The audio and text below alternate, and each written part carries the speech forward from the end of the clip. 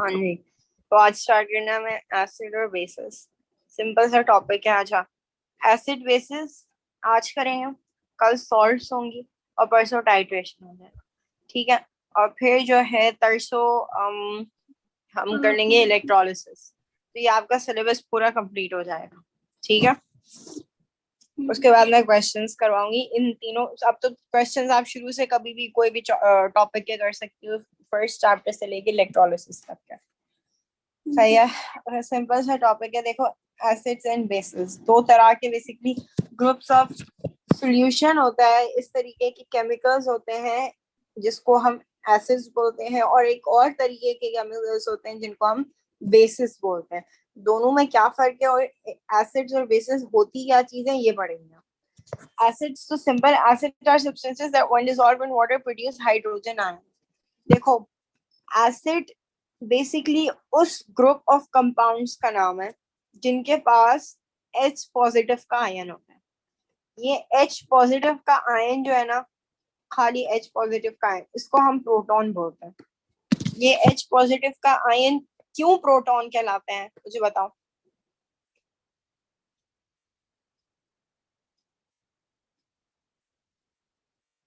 Hmm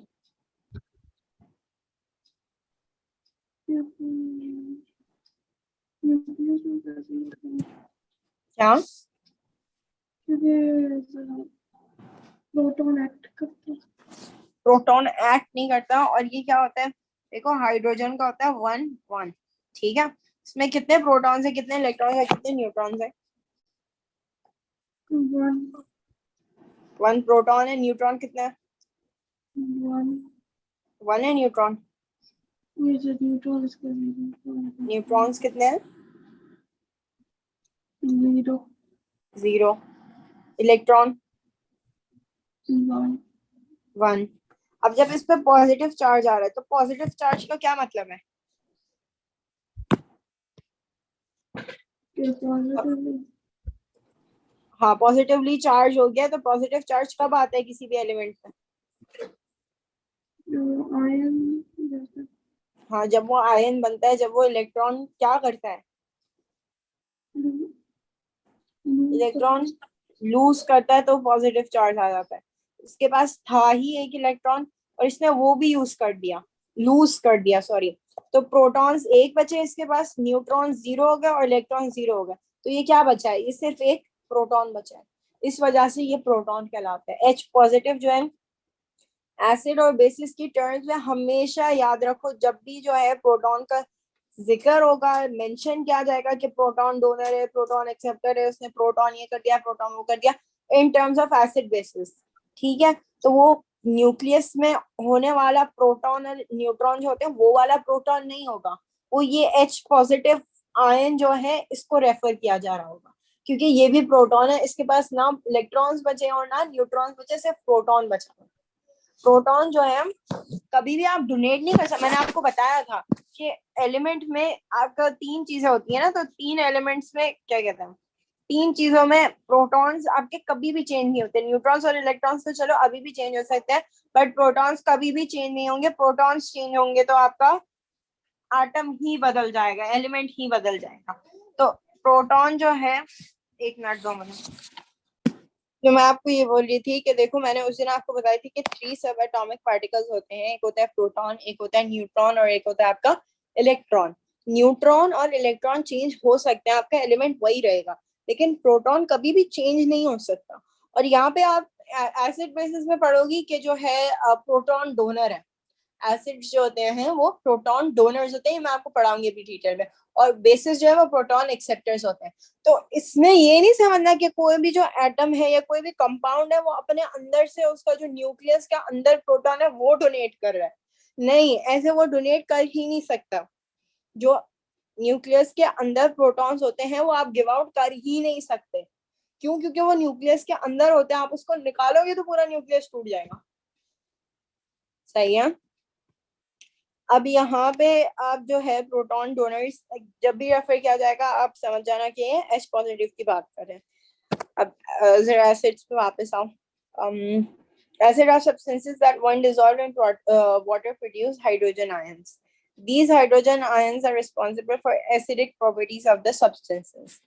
Acids have a sour taste and can cause a burning sensation on the skin. Acids can turn blue, litmus paper red. Common acids HCl, H2SO4, HNO3 और acid reactions जो है वो they produce, ये छोड़ दो, हम आगे पढ़ेंगे अभी.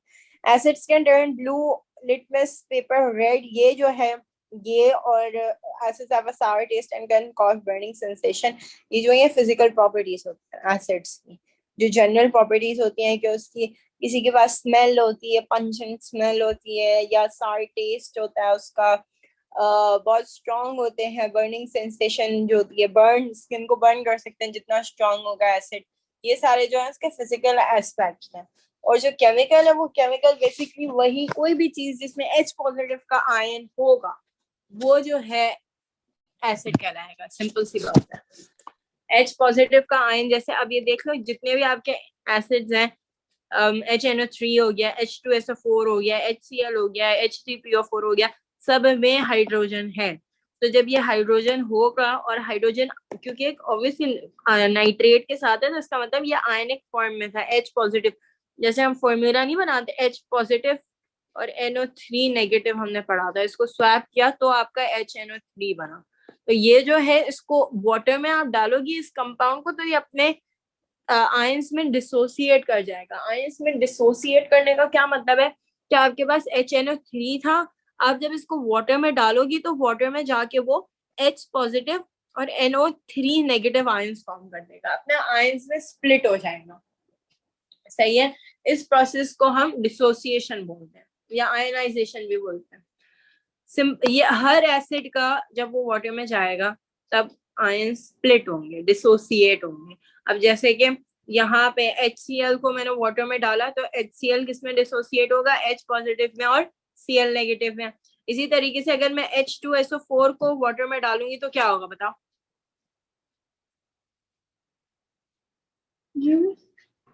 H2SO4 को मैं वाटर में डालूंगी तो वो कौन से आयंस में स्प्लिट करेगा.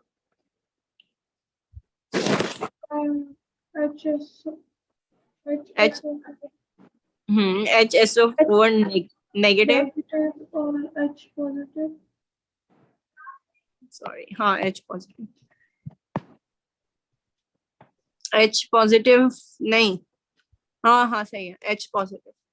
ठीक हो गया. हमारा इसमें 2 हाइड्रोजन थे और जो फर्स्ट स्टेप हुआ उसने इस 2 हाइड्रोजन में से एक हाइड्रोजन जो है डिसोसिएट हो गया. अब अगर मैं इसको वापस वाटर में डालूंगी, फर्दर डिसोसिएशन करूंगी, फिर क्या होगा.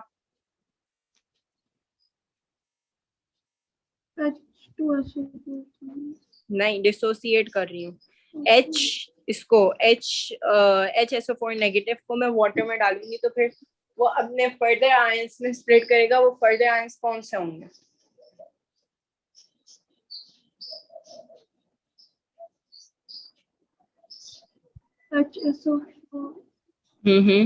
देखो H आपका एक आयन है और SO4 नेगेटिव एक आयन है.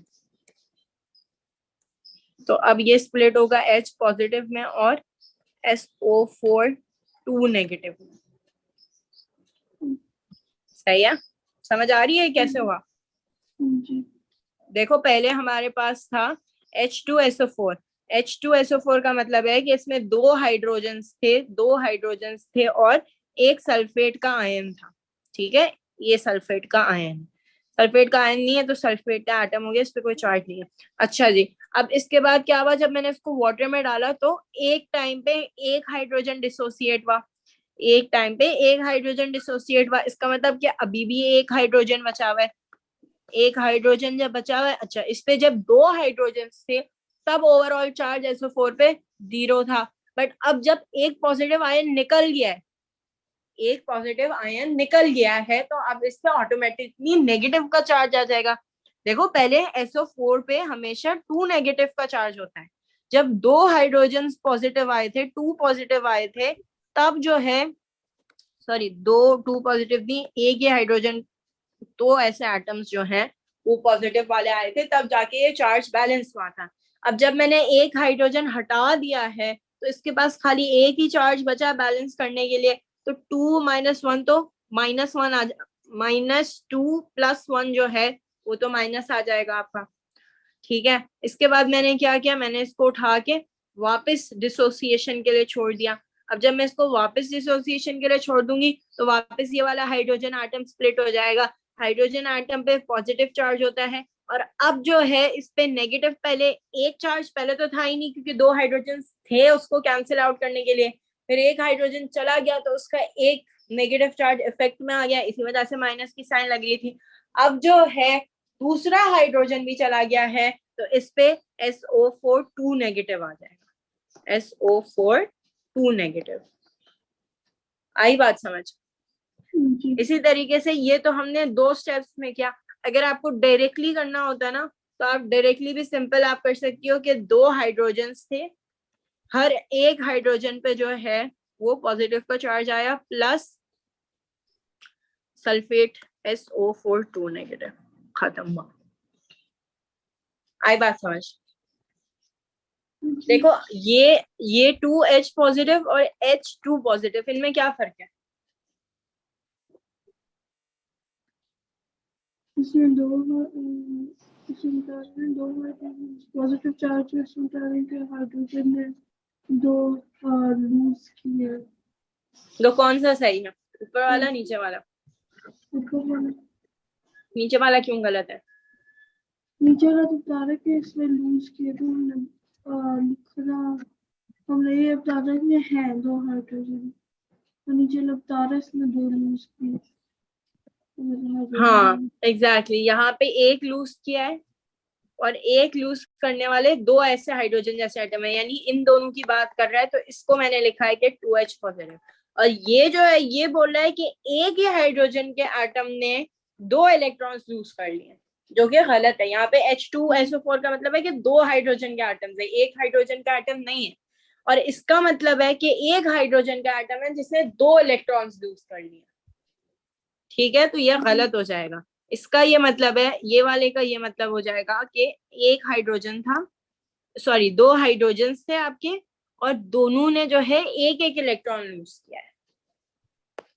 ठीक है, अब जरा इस वाली एग्जांपल पे आओ, H3PO4। इसका इंडिविजुअली अगर मुझे ब्रेक डाउन करना है तो फिर मैं कैसे करूंगी? फर्स्ट स्टेप में क्या होगा? Positive H positive, H2PO4 negative. Exactly, H2PO4 negative. सही है, H2PO4 नेगेटिव आ गया, फिर क्या करना है? ये ना, इसको फर्दर डिसोसिएट कैसे करेंगे? H positive H positive, HPO4 negative. Exactly, H PO4 हाँ एक मिनट, HPO4 2 नेगेटिव। सही है। अब H positive plus PO4 3 negative. O4 3 negative. आगे ही बात समझ के डिसोसिएशन होती कैसे? ये क्या हो रही है, एलिमेंट्स जो हैं ये डिसोसिएट ही तो हो रहे हैं ना, अपने आयंस में स्प्लिट डाउन हो रहे हैं। अच्छा, अगर आपको एक ही दफा में एक ही इक्वेशन लिखने का बोलें कि H3PO4 की एक ही डिसोसिएशन की इक्वेशन लिखो, तो फिर वो कैसे लिखेंगे? क्या कर यानी ये तो हमने 3 स्टेप्स में ब्रेक डाउन किया ना, अगर तीनों बोले एक ही स्टेप में लिख दो तो कैसे लिखेंगे? H positive PO4 3 negative. H positive PO3 negative, PO4 3 negative. सही है ये?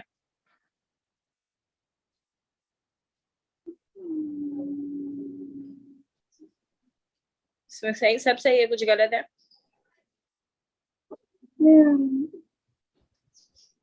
ये गलत है कि ये 3 हाइड्रोजन आटम, 3 हाइड्रोजन आटम होने चाहिए थे, तब जाके बैलेंस होगा। ठीक है, क्लियर है? अच्छा जी, इसके बाद देखो ये डिसोसिएट हो रहे थे, सही है। अब आते हैं हमारे स्ट्रॉन्ग एसिड्स और वीक एसिड्स। स्ट्रॉन्ग एसिड्स और वीक एसिड्स में क्या फर्क है? हम ये तो बोलते हैं कि वीक एसिड्स पार्शियली आयनाइज और जो है strong acids they completely fully ionize fully dissociate. इसका मतलब क्या होता है? इसका मतलब ये होता है कि देखो, एक आप ले लो स्ट्रॉन्ग एसिड हो गया आपका HPO4 सॉरी HCl ले लो, सिंपल सा ले लो, HCl ले लिया। और एक आप ले लो इथेनोइक एसिड, तो वो हो जाएगा CH3COOH। सही है, ये आपका इथेनोइक एसिड हो गया और ये आपका HCl हो गया। अब जो HCl है, हाइड्रोक्लोरिक एसिड है ना, ये स्ट्रॉन्ग एसिड है। स्ट्रॉन्ग एसिड का क्या मतलब है कि जब मैं इसको वाटर में डालूंगी ना, तो इसके जितने भी आयंस हैं या मेजॉरिटी जो इसके पार्टिकल्स एटम्स हैं मॉलिक्यूल्स हैं, वो अपने आयंस में डिसोसिएट होना शुरू हो जाएंगे, H पॉजिटिव में और Cl नेगेटिव में। अराउंड 80%, 80 to 90% जो ये एटम है ना, जो ये मॉलिक्यूल है, ये अपने आयंस में डिसोसिएट हो जाएगा। आपने ये जितना भी डाला होगा उसका 80 to 90% आपको उसके आयंस में मिलेगा, H पॉजिटिव और Cl नेगेटिव में।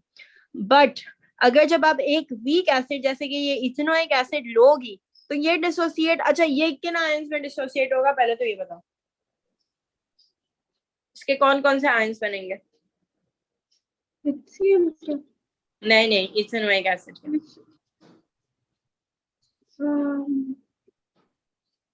CH3COO plus H CH3COO negative हो जाएगा और H पॉजिटिव हो जाएगा, ये इसके दो आयंस बनेंगे। अब जब आप वाटर में डालोगी ना, सेम अमाउंट डालो। अगर फॉर एग्जाम्पल आपने 50 सेंटीमीटर क्यूब हाइड्रोक्लोरिक एसिड डाले थे, तो अब आप 50 सेंटीमीटर क्यूब जब इथेनोइक एसिड डालोगी ना वाटर में, तो उसके आयंस इतने डिसोसिएट नहीं होंगे जितने HCl के हुए थे। इसका मतलब है कि जो इथेनोइक एसिड का कंपाउंड है, वो मुश्किल से 10 से 20% जो है अपने आयंस में स्प्लिट डाउन करेगा। बाकी आपको एज इट इज यूं ही मिल जाएगा, वो डिसोसिएट नहीं होंगे, अपने आयंस में स्प्लिट नहीं करेंगे। ये डिफरेंस होता है स्ट्रॉन्ग एसिड और वीक एसिड में। और ये एक और डिफरेंस होता है, इसी की बेसिस पे एक और डिफरेंस हमने निकाला है कि इनकी कंडक्टिविटी में डिफरेंस आ जाता है। Strong acid are good conductors, क्यों? क्योंकि उनके पास आयंस आ गए। जितने ज्यादा आयंस होंगे उतनी बेटर कंडक्टिविटी होगी। हमने पढ़ा था कि जिसके पास इलेक्ट्रॉन्स होते हैं, इलेक्ट्रॉन्स और आयंस दोनों चीजें या कोई भी एक चीज होगी, जितनी ज्यादा होगी उतनी बेटर कंडक्टिविटी होगी। जैसे मेटल्स में हमारे पास इलेक्ट्रॉन्स होते हैं, ग्रेफाइट में हमारे पास इलेक्ट्रॉन्स होते हैं, इस वजह से वो गुड कंडक्टर है।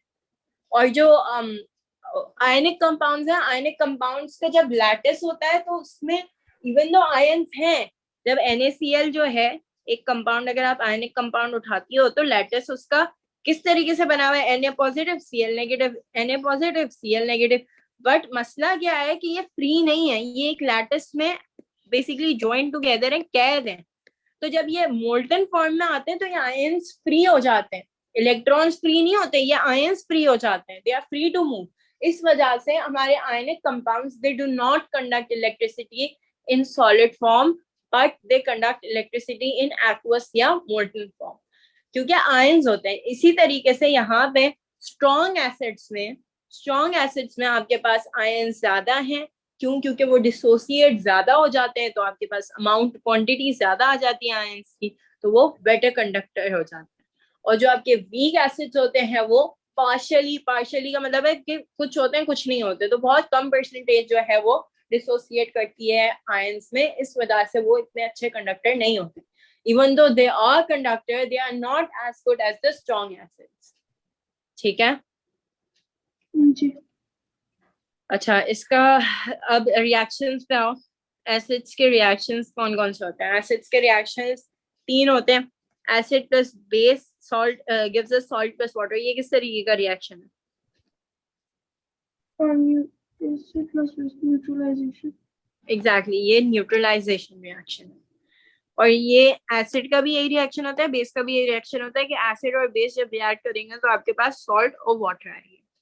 अच्छा, जैसे कि एग्जांपल दी हुई है कि HCl और NaOH reacts to give us NaCl plus H2O। अच्छा, फॉर एग्जांपल अब मैं एक आपको एग्जांपल देती हूँ, H2SO4 H2SO4 plus CaO। हाँ, अब क्या आएगा? कौन सी सॉल्ट बनेगी? CaSO4 plus CaSO4 plus H2O। H2O। Perfect. और ये बैलेंस है? जी। ये बैलेंस है। तो कोई भी एसिड किसी भी बेस के साथ रिएक्ट करेगा तो हमारे पास एक सॉल्ट आएगी और एक वाटर प्रोडक्ट आएगा। अच्छा, सेकेंड रिएक्शन है आपका, एसिड और मेटल जो है वो रिएक्ट करेंगे। अच्छा, ध्यान से देखो, एसिड और मेटल, एसिड और मेटल रिएक्ट करेंगे तो सॉल्ट फॉर्म होगी, as it is salt form होगी। बट यहाँ पे वाटर फॉर्म नहीं होगा, आपके हाइड्रोजन गैस प्रोड्यूस होगी। क्यों? क्योंकि मेटल देखो, बेस में भी आपके पास एक मेटल था, बेस भी दो, जैसे ये वाली बेस है, ये वाली बेस है, इसमें एक मेटल था, सोडियम है, कैल्शियम है, और ऑक्सीजन और हाइड्रोजन या हाइड्रोक्साइड आयन था या ऑक्साइड आयन था। यहाँ पे जब आप मेटल ले रहे हो तो आप एलिमिनेट कर रहे हो इस हाइड्रोक्साइड या ऑक्साइड आयन को, तो अब वाटर पूरा प्रोड्यूस नहीं होगा, उसमें सिर्फ हाइड्रोजन प्रोड्यूस हो जाएगा। ठीक है, तो जब एसिड और मेटल रिएक्ट करेगा तो सॉल्ट एंड हाइड्रोजन। एसिड क्या है? एसिड कोई भी एग्जांपल यहाँ पे ली हुई है, H2SO4 लिया हुआ है और जिंक लिया हुआ है। जब जिंक और SO4 रिएक्ट जिंक और H2SO4 सल्फ्यूरिक एसिड और जिंक रिएक्ट करेंगे तो आपकी सॉल्ट जिंक सल्फेट और हाइड्रोजन आ जाएगी। इसी तरीके से अगर मैं एक एग्जांपल दूं आपको, H3PO4 प्लस सोडियम, तो क्या होंगे हमारे प्रोडक्ट्स? NaPO4 NaPO4 होगा।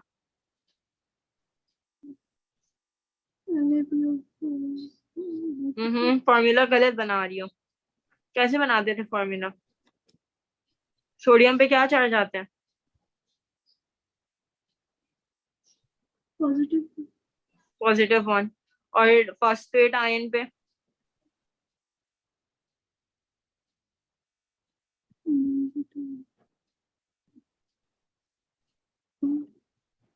क्या होता है? कितने होंगे? इसको रिवर्स करो। एग्जैक्टली, -3 होंगे। तो अब Na पॉजिटिव और PO4 3 नेगेटिव पे अगर आप फॉर्मूला बनाओगे तो कैसे बनेगा?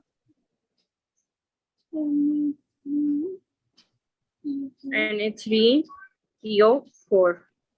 परफेक्ट। और दूसरा प्रोडक्ट कौन सा होगा? हाइड्रोजन हो जाएगा। परफेक्ट, सही है। अच्छा, लास्ट रिएक्शन जो एसिड्स का होता है वो आपका होता है एसिड प्लस कार्बोनेट जो है gives us salt, water and carbon dioxide. 3 reactions पढ़े हमने। एसिड प्लस बेस जो है salt plus water give out करता है, एसिड प्लस मेटल जो है सॉल्ट और हाइड्रोजन गैस गिव आउट करता है। पर जब एसिड किसी भी कार्बोनेट के साथ रिएक्ट करता है तो वो salt, water plus carbon dioxide give out करता है। जैसे यहाँ पे हाइड्रोक्लोरिक एसिड लिया हुआ है और सोडियम कार्बोनेट लिया हुआ है। अब सोडियम कार्बोनेट के साथ जब रिएक्ट करेंगे तो सॉल्ट हमारी फॉर्म होगी sodium chloride, sodium chloride form हो गई, वाटर आ गया और कार्बन डाइऑक्साइड आ गई। ठीक है, जैसे अब इसकी भी एक एग्जांपल कर लेते हैं। HNO3 लो, HNO3 और कार्बोनेट के पोटाशियम कार्बोनेट ले लो, पोटाशियम K2CO, नहीं पोटाशियम छोड़ा, मैग्नीशियम कार्बोनेट ले लो, MgCO3। अब क्या होगा?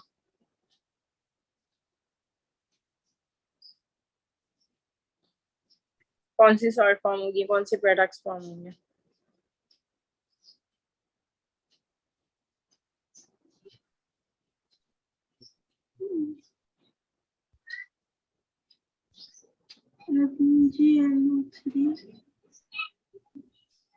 MgNO3 फॉर्मूला सही बना रही हो?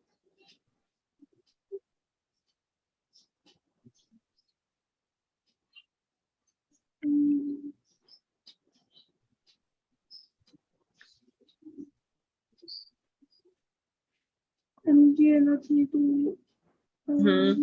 Mg ब्रैकेट में NO3 और ये 2 आ गया। सही है। और दूसरे कौन से प्रोडक्ट्स फॉर्म होंगे? H2O एग्जैक्टली H2O और CO2। अब ये एक दफा देख लो बैलेंस क्या।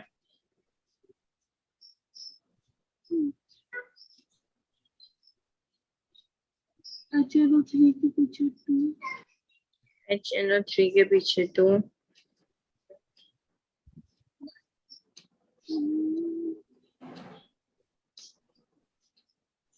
और ये बैलेंस हो गई आपकी।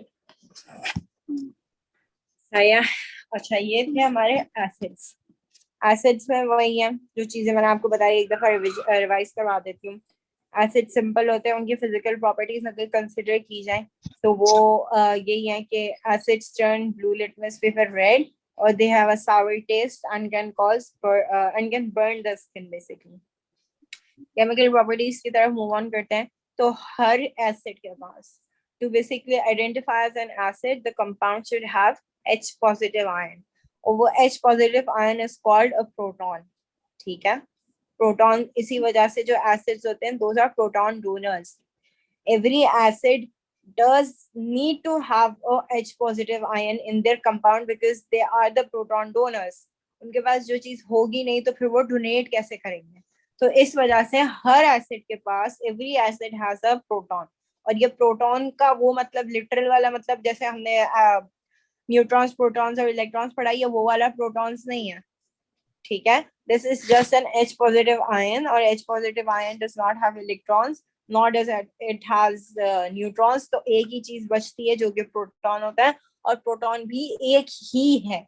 तो इस एक ही प्रोटॉन होने की वजह से instead of calling it H positive ion हम उसको प्रोटॉन बोल देते हैं। ठीक है। तो दीज एसिड्स दे बेसिकली जब वो रिएक्ट करते हैं, यहाँ पे देखो सारे जितने भी आपके रिएक्शन हुए इन तमाम रिएक्शंस में जो है उसने H पॉजिटिव डोनेट कर दिया है। सही है। अच्छा एक मिनट रुकिए, सो सॉरी। हाँ मैं आपको बता रही थी कि देखो यहाँ पे जितने भी रिएक्शंस में है उनमें हर एसिड ने जो H पॉजिटिव का आयन है इट इज बेसिकली डोनेटेड। नमाज पढ़ो। Donated the H positive ion. जैसे यहाँ पे H2SO4 था, H2SO4 जो एसिड ने क्या किया, वाटर को डोनेट कर दिया। इसी वजह से वाटर फॉर्म हुआ ना। ये सल्फेट क्या हो गया, सल्फेट के साथ कैल्शियम लग गया और ये कैल्शियम सल्फेट बन गया। It was initially sulphuric acid, hydrogen sulphate था, बट जो ये हाइड्रोजन के आयन है ये इस एसिड ने डोनेट कर दिया और जो कैल्शियम है वो इस हाइड्रोजन की जगह आ गया क्योंकि हाइड्रोजन डोनेट हो चुके थे। अब जो है आपका कैल्शियम सल्फेट फॉर्म हो गया। Calcium sulphate is a salt और यहाँ पे बेस ने क्या किया, बेस का कैल्शियम तो यहाँ चला गया था, इट खाली ये जो ऑक्सीजन था ये बचा हुआ था। तो अब यहाँ पे जो hydrogen that were being donated were accepted by the base. जो हाइड्रोजन्स डोनेट किए थे दोस वर एक्सेप्टेड बाय द बेस और जब वो बेस ने एक्सेप्ट किए तो इट फॉर्म्ड वाटर बेसिकली। आई बात समझ। ऐसे देखो हाइड्रोजन H2SO4 गिव्स अस कि 2H पॉजिटिव है और SO4 नेगेटिव है और बेस में अगर आप देखो तो ये कैल्शियम पॉजिटिव और ऑक्सीजन नेगेटिव है, 2 नेगेटिव और 2 पॉजिटिव है। सही है। तो अब हुआ क्या कि ये हमने यहाँ पे पढ़ा ना कि एसिड्स आर प्रोटॉन डोनर्स। तो वो तो हम अगर प्रैक्टिकल एग्जांपल में देखें तो ऐसे ही होना चाहिए कि एसिड जो है वो अपने प्रोटॉन्स जो है H पॉजिटिव आयन से उनको डोनेट करना चाहिए। तो वाकई में ऐसा ही हो रहा है ना कि ये H पॉजिटिव के जो आयन है ये डोनेट किए इसने, ये चले गए यहाँ से। इसकी जगह क्या हुआ, इसकी जगह ये कैल्शियम आ गया। अच्छा अब यहाँ से तो कैल्शियम जा चुका था, आपके बेस के पास क्या बचा, बेस के पास सिर्फ ऑक्सीजन बचा और हमने बोला कि बेसिस आर प्रोटॉन एक्सेप्टर्स। तो ये प्रोटॉन्स थे, ये इस ऑक्सीजन ने एक्सेप्ट कर लिया, इस बेस ने एक्सेप्ट कर लिया और ये वाटर फॉर्म हो गया। आई बात समझ। जी। किसी भी रिएक्शन में जहां पे हाइड्रोजन डोनेट हो रहा हो that substance will be identified as an acid. कुछ केसेस में मैं आपको नेक्स्ट क्लास में इक्वेशंस ला के दिखाऊंगी कि those equations will not make sense कि water is reacting with ammonia, अगर water is reacting with ammonia तो water is a neutral substance, it should not act like an acid nor like an alkali, but वो करता है क्यों? Because it donates its electrons. तो जब वो अपने electrons donate, sorry protons, जब वो अपने proton donate करेगा तो then it will be identified as an acid. और जो चीज अपने प्रोटॉन्स अपने तो नहीं, जिसने एसिड ने जो डोनेट किए थे उस प्रोटॉन को एक्सेप्ट करेगी तो it will be known as base. Simple सी बात. यहाँ पे तो मैंने लिटरल वाला दिया हुआ है कि देखो 2-3 थ्योरी हैं कि एसिड क्या होते हैं और बेसिस क्या होते हैं.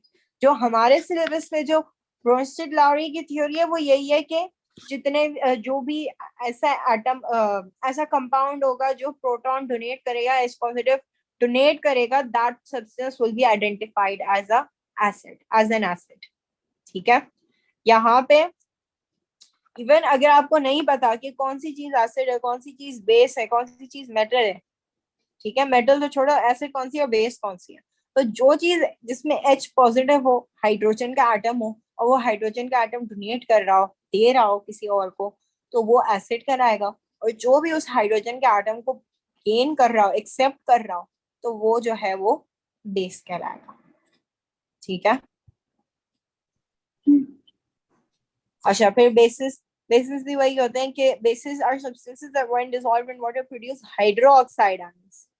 हाइड्रोक्साइड आयंस या ऑक्साइड आयंस भी होते हैं. The hydroxide ions are responsible for the basic properties of the substance. ये वही है कि केमिकल जो प्रॉपर्टीज होती हैं बेसिस की है उसको डिफाइन कर रहा है. बाकी इसके अलावा भी कि bases have a bitter taste and can feel slippery और soapy on the skin. Bases turn litmus red litmus blue. और common bases include sodium hydroxide, calcium hydroxide and potassium hydroxide. Bases neutralize acids to form salts and water. अब इसमें जो chemical properties हैं वो वही है कि एक तो उसके हाइड्रोक्साइड आयंस होते हैं, सेकेंडली जो है वो न्यूट्रलाइज कर देता है इसको. बाकी ये जो है ये फिजिकल प्रॉपर्टीज है. अच्छा, बेसिस जो होती हैं तो these bases are as strong as the acids. इसका मतलब ये नहीं है कि if acids यानी अगर acids are that strong कि वो स्किन को बर्न कर सकते हैं, तो bases also have the ability to burn the skin, क्योंकि वो भी बहुत strong होते हैं. तो स्ट्रॉन्ग बेसिस है हमारी. ठीक है.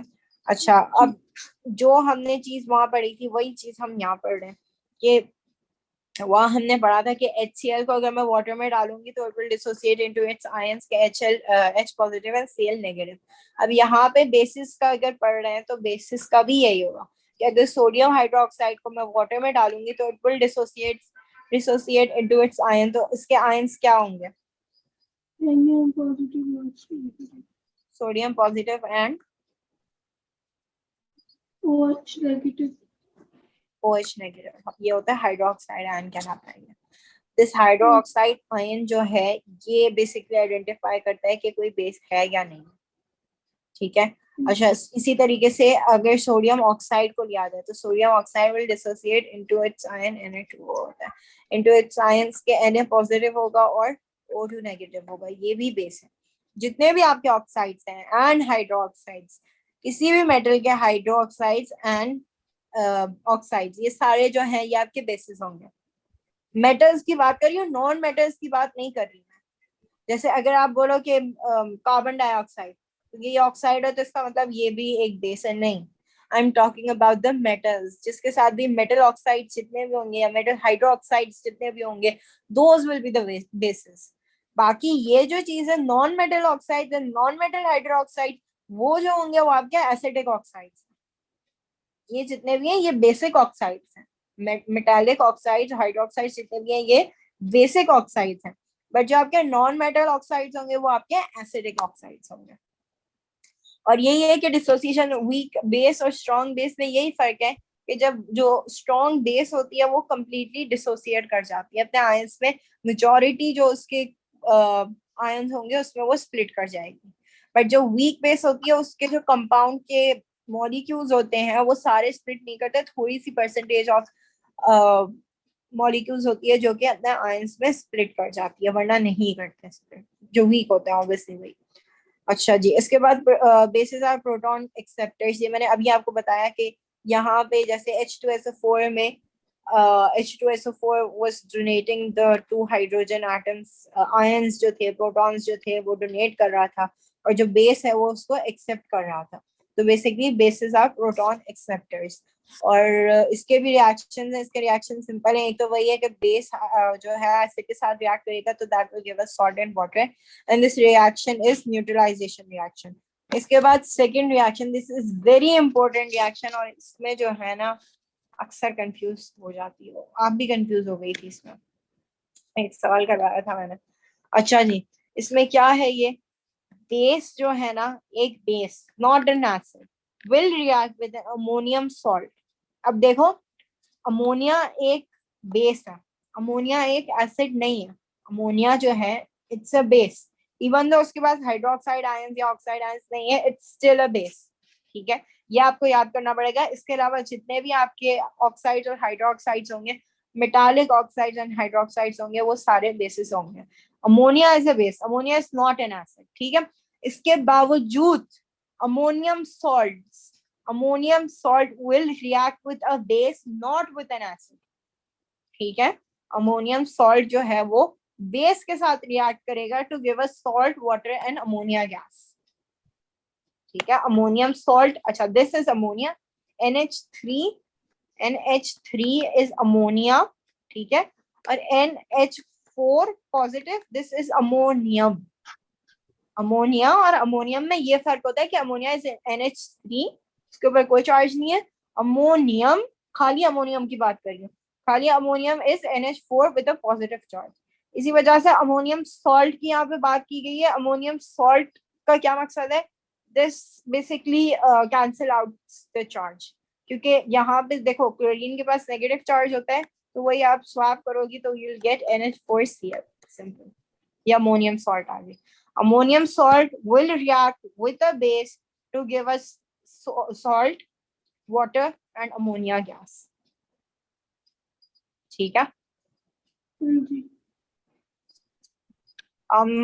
इसकी एग्जांपल इस तरीके से लो कि कैल्शियम ऑक्साइड ले लो and then we react this with ammonium sulfate. अच्छा अमोनियम, हाँ, give me the formula for ammonium sulfate. क्या फॉर्मूला बनेगा? अमोनियम सल्फेट, हाँ अमोनियम सल्फेट। अमोनियम के ऊपर क्या चार्ज होता है? NH4, अमोनियम के ऊपर पॉजिटिव का चार्ज होता है। और व्हाट अबाउट सल्फेट?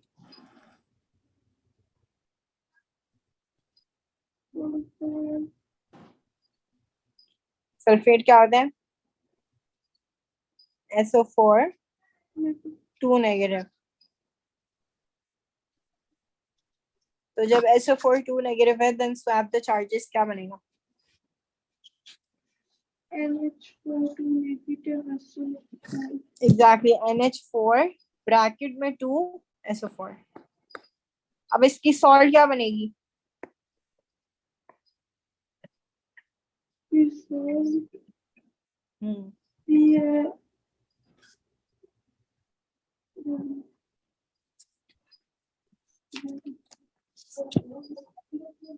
CaSO4,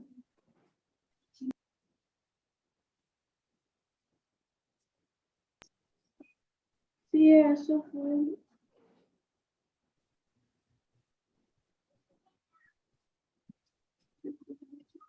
हाँ, CaSO4 calcium sulphate, calcium sulphate आ जाएगा हमारे पास। और second product plus H2O water, H2O, फिर NH3 ammonia. NH3 ammonia. Perfect, ठीक है, ये आपकी इक्वेशन बन जाएगी। किसी भी अमोनियम सॉल्ट जो है वो एसिड के साथ रिएक्ट नहीं करती, बेस के साथ रिएक्ट करती है। मैं बार बार बोल रही हूँ, ठीक है, कि अमोनियम सॉल्ट एसिड के साथ नहीं रिएक्ट करेगी, वो बेस के साथ रिएक्ट करेगी। ठीक है, थर्ड और लास्ट रिएक्शन वही है कि देखो मैंने आपको बोला कि जितने भी आपके नॉन मेटल ऑक्साइड्स होते हैं वो एसिडिक ऑक्साइड्स होते हैं। They classify as acidic oxides, basically acids. ठीक है, तो वो जो होंगे उनके साथ आपकी बेसिस रिएक्ट कर सकती है। फॉर एग्जाम्पल यहाँ पे कैल्शियम हाइड्रोक्साइड, अब ये क्योंकि एक मेटल हाइड्रोक्साइड है, तो मेटल हाइड्रोक्साइड का मतलब है कि these are basically bases, ठीक है, मेटल ऑक्साइड्स आर बेसिस, तो ये एक बेस है और ये रिएक्ट किसके साथ कर रही है, एक एसिडिक ऑक्साइड के साथ। एसिडिक ऑक्साइड कैसे हुआ, क्योंकि it's carbon dioxide, carbon is a non metal और ये ऑक्साइड है, तो जब ये इसके साथ रिएक्ट करेगी then will get a salt and water. वही है एसिड और बेस का जैसे रिएक्शन होता है वही रिएक्शन होगा, सिंपल के सॉल्ट एंड वाटर आ जाएगा आपके पास। पर ये अलग इसलिए लिखा है ताकि यू डोंट गेट कंफ्यूज जब इस तरीके का क्वेश्चन है कि यहाँ भी ऑक्सीजन है यहाँ भी ऑक्सीजन है, both oxides basically two oxides can react together if one is the basic oxide and the other one is acidic oxide, ठीक है, एक एसिडिक होगा एक बेसिक होगा तब रिएक्शन होगा, जब दोनों बेसिक होंगे या दोनों एसिडिक होंगे तो the reaction will not be possible. तो एक बेस एंड एक acid they will react together to give us salt and water. अच्छा लास्ट चीज है, फिर उसके बाद मैं कल कंटिन्यू करूंगी, एम्फोटेरिक ऑक्साइड्स। एम्फोटेरिक ऑक्साइड्स क्या होते हैं, एम्फोटेरिक ऑक्साइड ऐसे होते हैं, ऐसे ऑक्साइड्स होते हैं जिनके पास एसिडिक प्रॉपर्टीज भी होती हैं और बेसिक प्रॉपर्टीज भी होती हैं। Basically they can react in either way, वो एसिड की तरह भी रिएक्ट कर सकते हैं and they can react like bases as well. अभी मैंने आपको बोला कि non metal oxides are acidic oxides, metal oxides are basic oxides. कुछ ऐसे ऑक्साइड्स होते हैं, बेसिकली मेटल ऑक्साइड्स ही होते हैं जो कि एम्फोटेरिक ऑक्साइड्स कहलाते हैं। वो एम्फोटेरिक ऑक्साइड्स एसिड्स के साथ भी रिएक्ट कर सकते हैं और बेसिस के साथ भी रिएक्ट कर सकते हैं। जब बेसिस का कांटेक्ट में आएंगे तो they will react as if they are an acid, और जब वो एसिड के साथ कांटेक्ट में आएंगे they will react as if they were base, ठीक है। और ये कौन से ऐसे एम्फोटेरिक ऑक्साइड्स होते हैं, ये आपका एल्यूमिनियम ऑक्साइड, हाँ जिंक और एल्यूमिनियम ऑक्साइड, और इनकी reactions, these reactions, aluminium oxide का reaction with a base and with an acid, ये आपकी बुक में भी गिवन है, एंड लर्न दीज रिएक्शंस क्योंकि रिएक्शंस जरूरी हैं। ये सिंपल रिएक्शंस नहीं है because you have a three atom product होता है, 3 एलिमेंट प्रोडक्ट आता है आपके पास, 2 नहीं आता, तो इस वजह से learn it from your book, ठीक है। और इसके अलावा एक और तरीके का ऑक्साइड्स होते हैं जो कि कहलाते हैं न्यूट्रल ऑक्साइड्स। न्यूट्रल ऑक्साइड्स ऐसे ऑक्साइड्स होते हैं कि वो किसी के साथ रिएक्ट नहीं करते, और ये जो होते हैं ये मेजॉरिटी जो है ये नॉन मेटल ऑक्साइड होते हैं, जैसे water, hydrogen dioxide, sorry hydrogen oxide होगा, डाइहाइड्रोजन ऑक्साइड है, डाइहाइड्रोजन ऑक्साइड इज वाटर, और ये न्यूट्रल है। कार्बन मोनोऑक्साइड, देखो carbon dioxide is a simple acidic oxide क्योंकि नॉन मेटल ऑक्साइड है, but carbon monoxide, this carbon monoxide is a neutral oxide, इसका मतलब है किसी चीज के साथ रिएक्ट नहीं करते। सो देखो 4 तरह के ऑक्साइड्स वगैरह हमारे पास। First we have metal oxides, those are basic, then we have non metal oxides, और वो जो होते हैं वो एसिडिक होते हैं। Thirdly we have amphoteric oxides, जो they have the properties of acidic oxides and basic oxides, दोनों तरीके से वो काम कर सकते हैं, ठीक है। And the last type of oxide we have is neutral oxide, कि वो किसी के साथ रिएक्ट नहीं करते, दे आर न्यूट्रल, ठीक है। और इसके एग्जांपल भी मैंने दे दिए, neutral oxides are water and carbon monoxide, और यहाँ पे amphoteric oxide are aluminium oxide and zinc oxide. सही है, ठीक है, सब क्लियर है।